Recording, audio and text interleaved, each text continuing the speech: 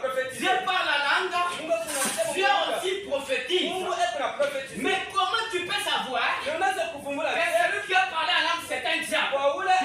Que celui qui a prophétisé c'est un diable? C'est pas d'accord. Après avoir parlé la langue, après avoir prophétisé, à la fin, quelle est sa vie? Amen. Quelle est sa vie? Si sa vie est digne de la Bible, si sa vie est digne de ce qu'il prophétise, il vient de Dieu.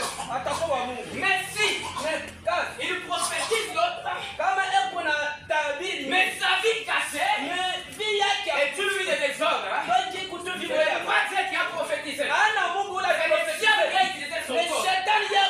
Écoutez, je vais te dire, il y a le Saint-Esprit. Au niveau de l'esprit, il y a aussi le Saint-Esprit. Au niveau de l'âme. Écoutez, quelqu'un peut être rempli, il prophétise la vérité. Mais dans son âme, il y a un démon.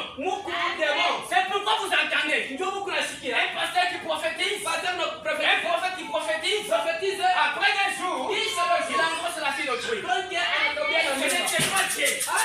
Ce n'était pas Dieu. Parce que son âme est possédée par un démon. Alléluia. Amen. Et baptisé dans l'âme. Pourquoi dans l'âme? C'est lui qui a la capacité pour faire un péché. Mais si tu ne sens pas cela, Dieu ne t'a pas encore appelé. La Bible dit, beaucoup viendront, ils me diront, nous avons prophétisé en ton nom, je ne vous ai jamais connu. Nous avons prophétisé. Ils étaient sûrs, mais ils étaient des serviteurs d'iniquité. Écoutez, le Saint-Esprit est venu oindre leur esprit. Mais le Saint-Esprit ne oint jamais l'âme. Il y a une chose. Ton âme sera magnétisée par la véritable parole. La parole va entrer dans l'âme.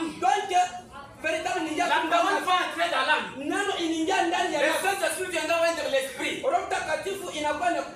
il y aura un mariage. Tu vivras la vérité. Mais si dans toi, il n'y a que le Saint-Esprit qui t'a oint.